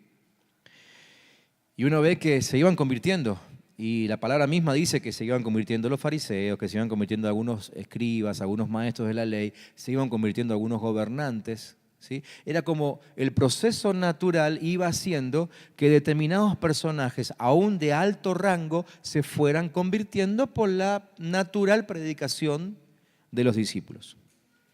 Entonces, ¿por qué Dios no permitió que en el caso de Saulo se siguiera el proceso natural de que algún día, como pasó con tantos otros, se encuentre con algún discípulo, le predique la palabra y Saulo se convierta? ¿Por qué Dios mismo se le apareció? ¿Por qué Jesús no hizo eso con ningún otro de todos los que se convirtieron en el libro de Hechos? ¿Saben ustedes? Saulo había descubierto cuál era la estrategia de los discípulos. Quizá el infierno se lo susurró, pero Saulo fue el único que descubrió por qué crecía la iglesia primitiva. Es acerca del único del que se dice que empezó a meterse en las casas. Saulo descubrió que la iglesia primitiva crecía en las casas. Entonces, ¿se acuerdan el caso de la Torre de Babel? Cuando Dios dijo, si yo no me meto acá, a esto no lo frena nadie. Me parece que pasó exactamente lo mismo con Saulo. Dios dijo, si yo no me meto acá, nos hace pomada la estrategia. Porque la estrategia de la iglesia primitiva era casas, casas, casas, familias, familias, familias. Y Saulo lo descubrió. Entonces Jesús se le presentó y lo bajó de un ondazo, porque si no, se venía abajo la estrategia del reino. ¿Sí? Entonces las casas, esto es algo que había descubierto Saulo, las casas eran o la raíz del problema o en el caso de los cristianos, la raíz de la solución. ¿Sí? Y así ha sido siempre. El mensaje, en el caso de Saulo mismo, se lo dio Dios a Ananías fuera de la casa, los prejuicios los venció Ananías fuera de la casa, la estrategia la recibió fuera de la casa, pero a la hora de consolidar tuvo que entrar a una casa. La casa de Judas, donde estaba parando Saulo, en la calle derecha, ¿sí? En Damasco. Tuvo que entrar a una casa. Y ahí es donde completó la obra. ¿Sí? Zaqueo libró al pueblo de tenerlos oprimidos con impuestos cuando Cristo entró en su casa. No fue a causa de la predicación delante del sicómoro. Fue cuando Cristo pudo entrar a su casa y hablar con libertad, porque eso es lo que te da la casa, el hablar con absoluta libertad. ¿Sí? La hija de Jairo resucitó cuando Cristo llegó a su casa.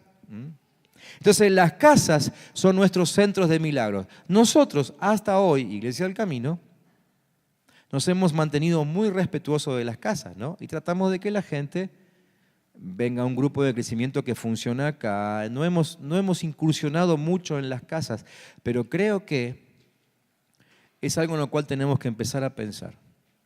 ¿Sí? Miren, ya estamos teniendo un problema grave con el edificio. ¿Sí? Quédense tranquilo que no se nos está por venir encima, no se está rajando ni nada. El problema grave que estamos teniendo es que ya no hay espacio para que todos los grupos puedan funcionar durante la semana. ¿Sí? Un sábado a la tarde, por ejemplo, solamente nos están quedando libres los baños. No sé quién quiere un baño. ¿Hasta cuándo podremos soportar una estrategia de grupos de crecimiento dentro del templo? Yo creo que nos quedan días contados, semanas, un par de meses más y ya listo. ¿Qué vamos a hacer? ¿Vamos a dejar de crecer porque no tenemos más edificios? ¿Vamos a exigir a la gente que ponga más plata en las ofrendas y podemos construir ¿cuántas aulas más podríamos construir en los próximos 2 meses? Tenemos que empezar a pensar seriamente en esto, ¿no? Y alguno dirá, porque algunos estaban en casas, ¿sí? Y se vinieron al templo. ¿Por qué se vinieron al templo? Y porque la casa le quedó chica. Uno dice, qué lindo, che, la casa me quedó chica. Gloria a Dios, pero salimos de la casa. Y el pariente que siempre va a la casa, ahora ya no tenemos contacto con ese pariente. Y el familiar que vivía ahí, que era inconverso y que escuchaba el mensaje detrás de una pared, y ya no tenemos esa posibilidad ahora. Liberamos la casa, pero perdimos un par. Entonces, quizá la estrategia hubiese sido, no tengo ni un grupo en mente, así que quédense tranquilos en esto, ¿no? Pero quizá la estrategia hubiese sido, bueno, la casa nos quedó chica, dejemos una parte del grupo acá y vayamos a otra casa. ¿Sí? Es cierto que la gente se ha puesto reticente con el tema de la casa por una cuestión de seguridad, por una cuestión de un montón de intimidad, ¿no? Ahora pienso yo, ¿la inseguridad viene del cielo o viene del infierno? La violación de la intimidad, ¿quién la provoca? ¿El cielo o la provoca el infierno? Entonces, hoy estamos dejando de predicar el evangelio en las casas a causa de una estrategia del infierno. Vamos a dejar que nos venza una estrategia del infierno. Insisto, no es que le estamos bajando una orden a todos ustedes, esto no es una orden, esto es parte de una clase que tiene que ver con empezar a cambiar una forma de pensamiento si queremos mantener el crecimiento sostenido. ¿Sí? Porque si no, el crecimiento de la Iglesia del Camino tiene sus días contados. Y llegamos hasta donde llega el edificio y se terminó y cerramos. ¿Me entienden, no? La casa tiene que transformarse en nuestro centro de milagros. Estamos esperando un tiempo de milagros, sanidades. Bueno, el centro de eso tiene que ser la casa. Llevar sanidad a las casas. Los enfermos no vienen a la iglesia, no pueden. ¿Sí? El domingo me pasó algo muy, muy, muy fuerte, no sabía cómo resolverlo. Sinceramente, generalmente nunca me pasa que no sé cómo resolver una situación. El domingo pasó algo acá que ustedes no se dieron cuenta y yo no supe cómo resolverlo. En el tiempo de saludo yo me había acercado a una persona a saludarla y me dijo, cuando me acerqué yo, fui saludando a varios, ¿no? En su entorno y obviamente cuando me vio que yo iba saludando a varios, empezó a ponerse de pie, una persona mayor. Y cuando llegué yo hice, voy a hacer el esfuerzo porque es usted, pastor, pero la verdad es que no me puedo parar. Me tuvieron que traer a la reunión porque yo no me la quería perder. Bien, empezó el mensaje, ustedes lo escucharon y terminamos orando en grupos. Cuando yo generalmente me quedo arriba, ustedes lo saben, justamente para poder ver, y insisto mucho, que no quede nadie solo, que no quede nadie solo. Y yo veía que esta mujer quedaba sola y quedaba sola, y yo repetía, y la mujer quedaba sola y quedaba sola, y quedaba sola y quedó sola. A primera impresión, si uno hace un vuelo de pájaro así, uno dice, mirá que aquella, este rancho aparte, no quiere juntarse con ningún grupo.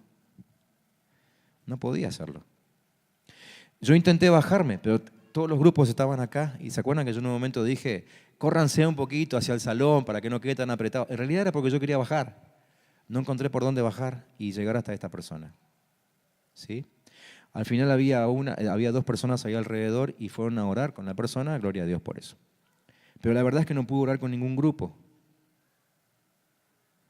O sea, es muy difícil que un enfermo pueda llegar al templo. Esta mujer llegó con lo último que le quedaba, ¿sí?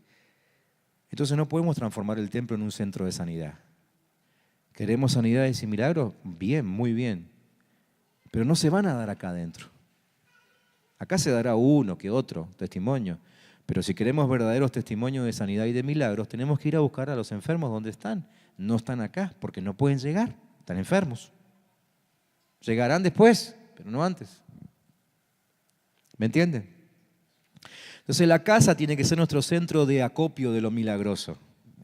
¿Saben lo que es un centro de acopio? ¿Sí? La casa. ¿Sí? Nuestras campañas de sanidad tienen que estar en las casas. Insisto, no estoy bajando ninguna orden. Estoy solamente intentando provocar un cambio de pensamiento entre nosotros, lo cual quizás nos lleve un tiempo, tendremos que discutirlo, charlarlo, ver la forma. No será igual en todos los grupos, cada uno lo hará a su manera, algunos podrán entrar más rápido que otros en las casas. Esto es el génesis de la conversación, ¿sí? Pero tenemos que empezar a pensar en eso, porque la ciudad entera no va a pasar por este edificio, se lo puedo asegurar. Y digamos, bueno, si pensamos en que nosotros solo vamos a ganar en Neuquén, somos muy orgullosos. Tienen razón. Pensemos solamente en ganar acá, nuestras 25 manzanas del barrio Limay. No entran acá. ¿Sí? Necesitamos empezar a pensar en otra estrategia. Pero primero, necesitamos aprender y ponernos de acuerdo en lo que significa consolidación. ¿Sí? Si yo salgo a consolidar solamente con que consolidar es un programa de discipulado y agarro el librito que tengo y digo, pero ¿cómo hago para enseñar esto al carpintero de la vuelta que en su vida pisó una iglesia? Y no. Por eso me tengo que sacar encima el concepto de librito, el concepto de manual. Predicar es tomar una orden del Señor y quedarme a vivir ahí, sembrarme en ese territorio, en esa casa, en esa manzana, hasta que la cultura cambie. Cuarto, para consolidar con eficacia tenemos que usar el poder de las manos para sanar y para liberar. Otro temita. Otra vez, la religiosidad hizo que agarráramos un texto de la Biblia, no impongan manos con ligereza. Entonces hoy ya no le ponemos mano a nadie. Un masajista de la nueva era tiene más fe en el poder de sus manos que nosotros. Que nosotros. Cuando el Señor en Marcos 16 dijo, pondrán las manos sobre los enfermos y sanarán, el masajista de la nueva era lo creyó, nosotros no. ¿Sí? Obviamente esto probablemente no lo pueda predicar del púlpito, porque hay 2 o 3 de la congregación que ya los tenemos fichados que si nos escuchan empiezan a poner mano a todo el mundo y no solamente en la cabeza. Lo digo en un ámbito de madurez como es la escuela de liderazgo. No estoy hablando con cualquiera. Esto no es un mensaje de domingo a la noche. Eso es una palabra para gente madura como ustedes. Gente que entendió y que debe entender el concepto de poner una mano sobre la vida de la persona. ¿Qué es lo que hago yo cuando pongo la mano sobre la persona? Ustedes saben que yo vengo hablando los últimos domingos de actos proféticos, ¿no? Les expliqué el bautismo desde el concepto de acto profético. ¿Por qué se lo expliqué? Creo que todos deben haber recibido un audio. Si los líderes de grupo de crecimiento hicieron bien la tarea, todos tienen que haber recibido un audio que yo les mandé antes de los bautismos, explicándole el bautismo como un acto profético. Lo expliqué así porque realmente me preocupa que estamos recibiendo mucha gente nueva, pero no bautizamos a muchos. Entonces quizá se entendió el bautismo como un ritual, pero es un acto profético, es una declaración delante del infierno. El domingo pasado les expliqué la cena del Señor desde el punto de vista del acto profético. La imposición de manos es un acto profético. Cuando yo impongo manos sobre una persona, lo que estoy diciendo es que esa persona, junto con toda su familia, se están poniendo bajo la soberanía de Dios. Entonces, no es mi mano la que tiene poder. Yo solamente muestro lo que está sucediendo en el mundo invisible, el mundo espiritual. ¿Sí? Yo lo muestro nada más, pero no es mi mano. Es como decir, así como esta mano te cubre la cabeza, así te cubre ahora el reino de Dios y todo lo que sucede en el trono te sucede a vos. Entonces, cuando yo le impongo la mano a un enfermo, suelto esta declaración, inmediatamente la sanidad que está en el trono viene sobre esa persona. ¿Sí? No por mi mano, sino por mi declaración, porque yo creí que así como mi mano, así viene el reino sobre la persona. ¿Sí? Es una declaración profética. Quinto, para consolidar con eficacia, debemos recibir a los nuevos como parte nuestra, como si fueran nuestra familia. ¿Sí? Ananías se presenta delante de Saulo, no lo conocía, nunca se habían visto. De hecho, Saulo todavía no lo estaba viendo, porque acuérdense que tuvo... Se presenta delante de él y ¿cómo lo saluda? Le dice, hermano Saulo. ¿Cómo le voy a decir hermano si yo no le prediqué el evangelio? No le leí las 4 leyes espirituales ni el folletito amarillo que entregamos el otro día. ¿Por qué Ananías le pudo decir hermano Saulo? Porque ya había hablado con Dios y Dios le dijo, ya está, es hijo mío. Listo, voy a conocer a mi hermano. Y se presentó y dijo, hola hermano, ¿qué hace tanto tiempo que no te veía? ¿No? Hermano Saulo. Ananías no trató a Saulo como asesino, lo cual era. Había matado, por lo menos a Esteban. Sí, no Calor, Esteban el de la Biblia, ¿no? Pero él no se presentó delante de ese Saulo, se presentó de uno que acababa de convertirse en su propio hermano. ¿Cómo recibimos nosotros a la gente con la cual tratamos? A ver, hagamos un ejercicio al revés. ¿Cuántos de ustedes tienen hermanos lejos de acá? ¿O que no los ven seguido? ¿Sí? Si entrara hoy, ahora mismo, su hermano o su hermana por esa puerta, ¿qué harían ustedes? Lo primero que hacen es olvidarse de quién les está hablando, ¿o no? Y se van allá y lo llevan al hall y lo abrazan y lo besan, ¿no? Bien, ahora, eso que tienen ahí en mente de cómo recibir a su hermano, ahora compárenlo en cómo saludan ustedes a una persona nueva el domingo a la noche aquí.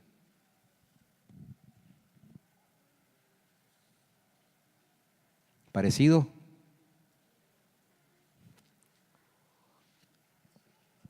A algunos ni siquiera los saludamos. Otra cosa en la cual estamos medio flojitos, ¿no? El rastrillaje. De algunos no tengo nada que decir porque es un relojito. Es como que viene a la reunión solamente a conocer gente nueva. Bien, lo felicito. Pero de otros, la verdad. Entonces, Ananías nos enseña esto. ¿Nosotros creemos realmente que Dios trae a los que van a ser salvos, sí o no?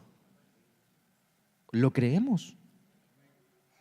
Porque repetimos textos que después uno en la práctica dice, pero ¿lo cree o no lo cree? Porque si yo creo que Dios trajo a ese que acaba de venir al culto, ¿para qué lo trajo Dios?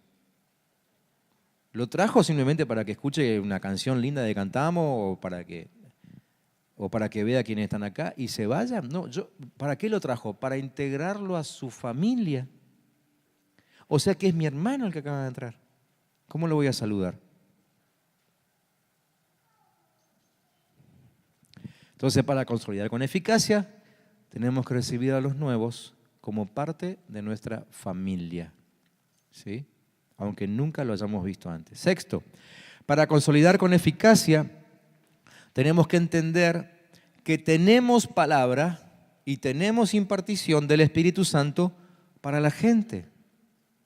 Dios no nos envía vacíos, Dios no nos envía sin estrategia, dijimos hoy, ¿sí? Y no nos manda sin nada. Tenemos algo para dar y en algunos casos mucho para dar, o en todos los casos, mucho para dar porque tenemos a Cristo para dar, ¿no?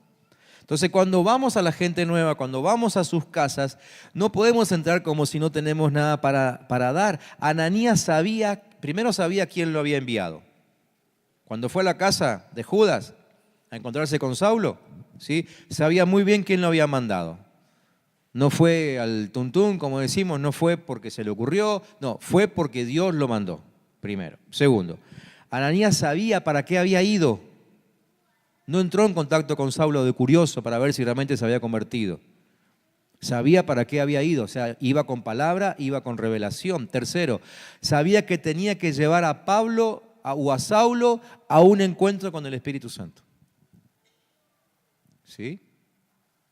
Entonces no vamos sin nada.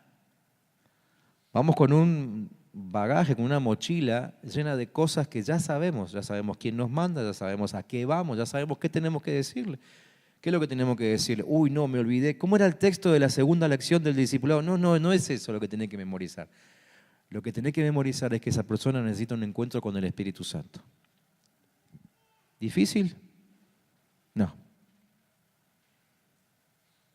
Cuando estemos hablando con la persona, Dios nos dirá qué texto tenemos que usar. Pero ya sé lo que tengo que hacer.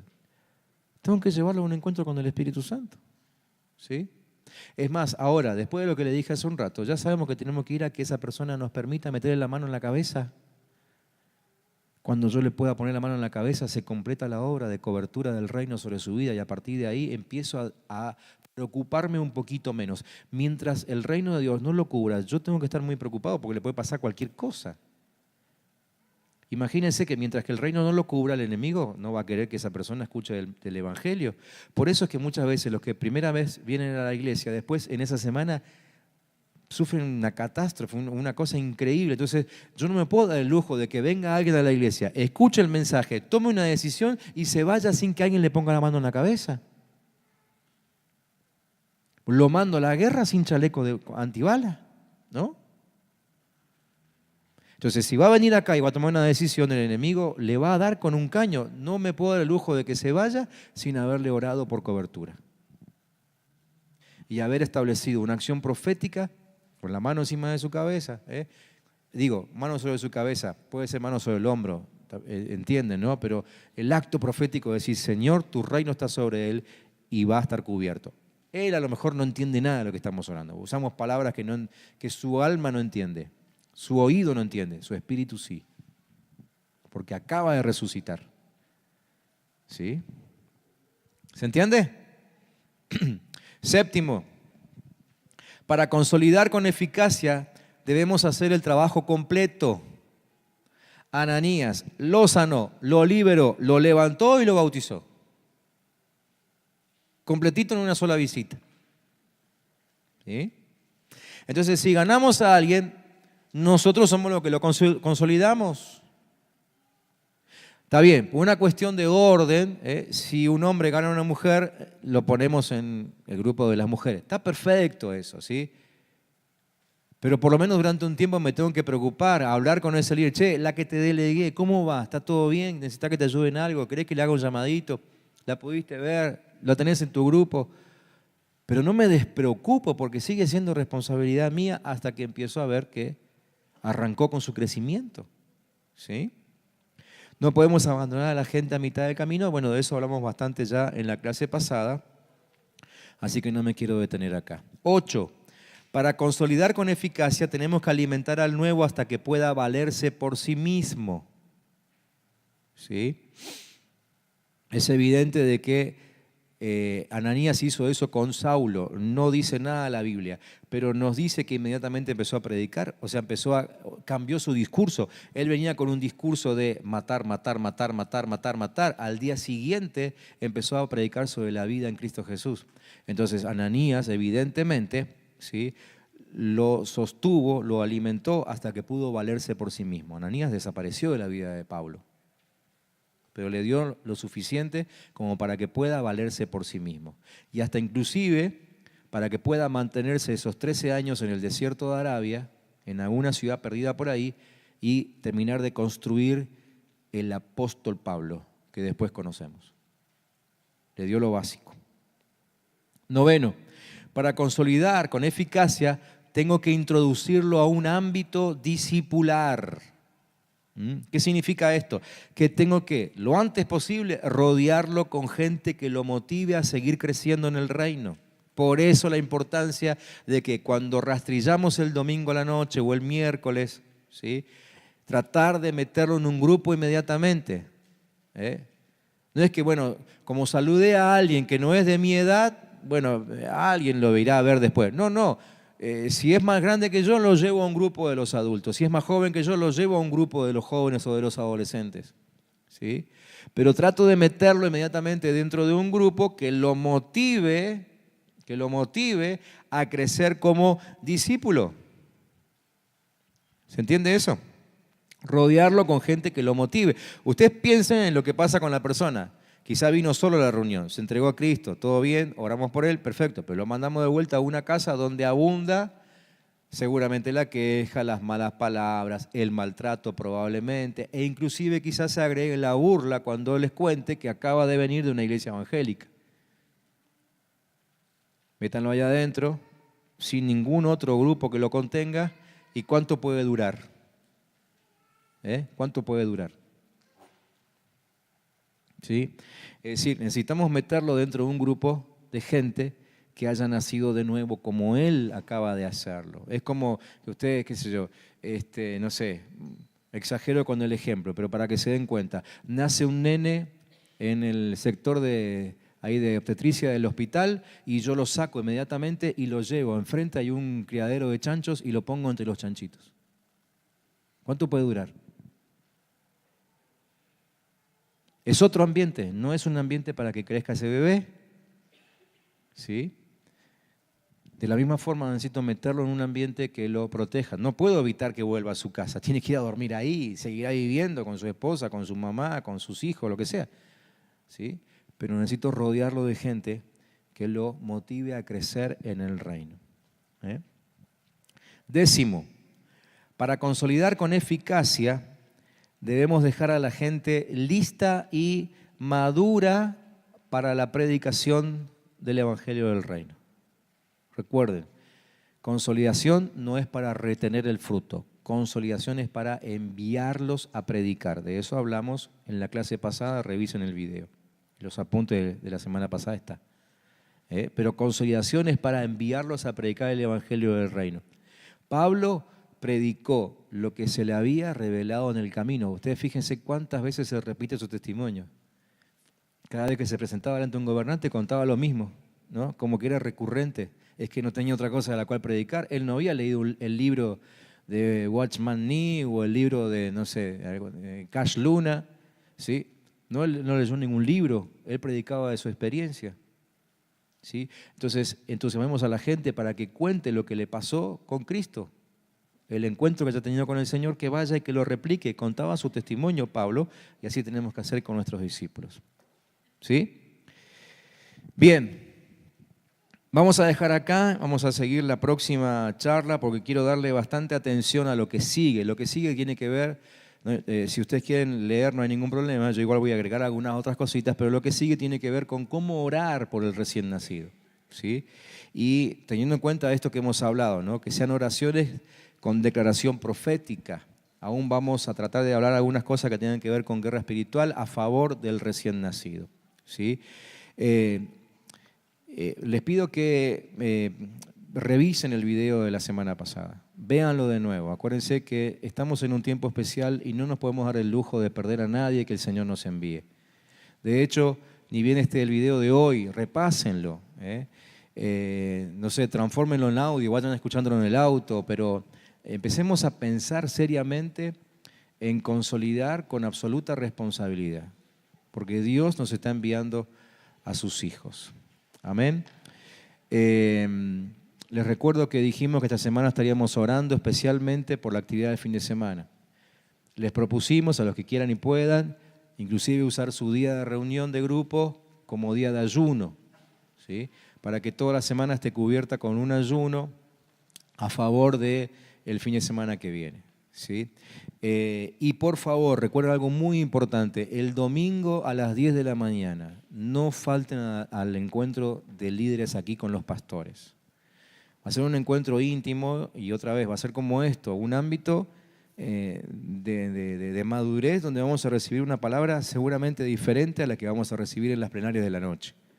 Así que no falten el domingo a la mañana y creo, bueno, acá hoy por hoy faltan unos cuantos líderes, algunos no pueden venir los martes a la noche. Bueno, insistámosle en que no falten el domingo que viene a la mañana y estemos aquí con los pastores para ser ministrados. Nosotros también lo necesitamos, ¿sí?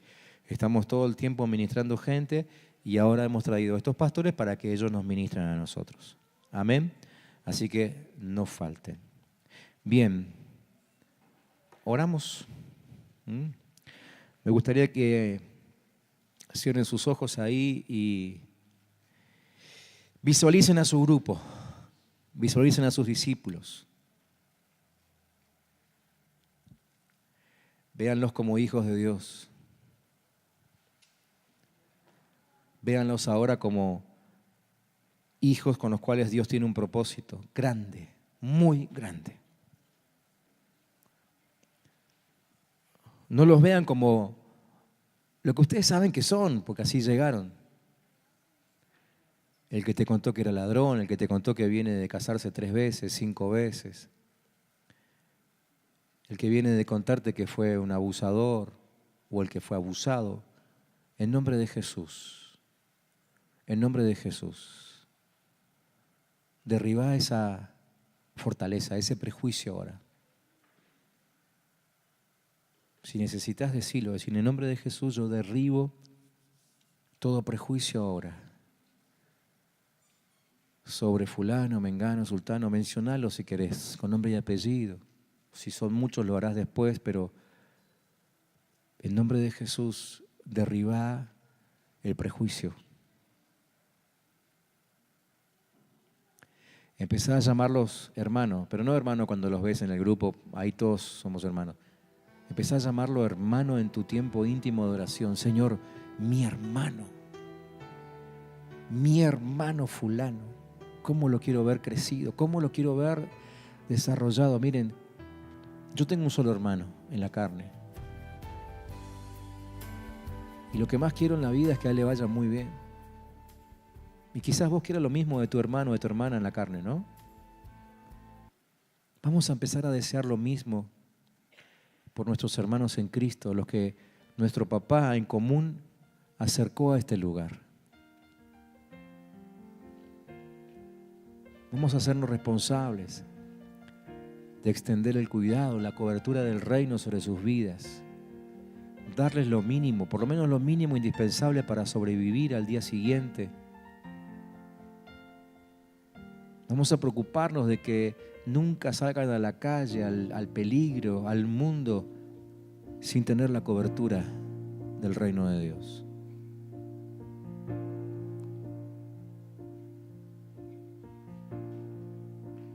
Señor,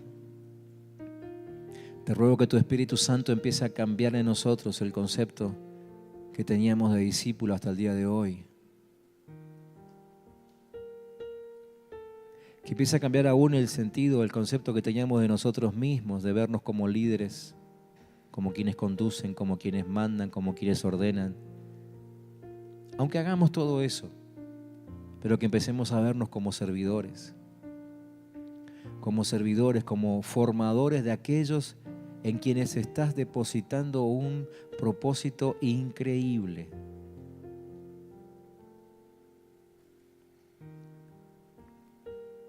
Señor, que seamos como Ananías, suficientemente humildes como para entender que nuestro discípulo puede ser 10 veces mayor que yo, que puede ser usado tremendamente, aunque yo desaparezca y termine en el anonimato, como Ananías.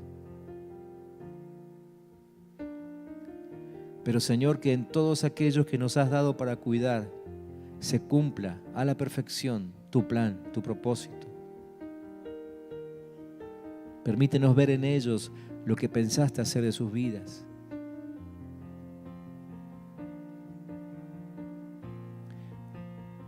Oh Señor, queremos ser una iglesia cuidadosa, muy cuidadosa. No distraernos ni ser tentados por mayores avances de los que debiéramos dar responsablemente.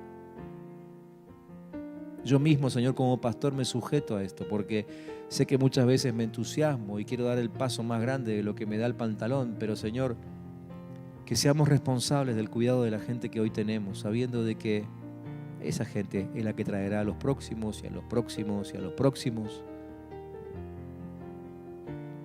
Guárdanos de toda tentación. Enséñanos a cuidar amorosamente al que tenemos al lado. Y que lo hagamos todos, Padre, porque no podemos hacer esto con todos los que vienen a la iglesia. Pero si cada uno de nosotros asume la responsabilidad por cuidar amorosamente a unos pocos, todos estarán cuidados. Todos descubrirán su propósito en Cristo. Todos serán poderosos hombres y mujeres que transformarán a la sociedad donde vivimos.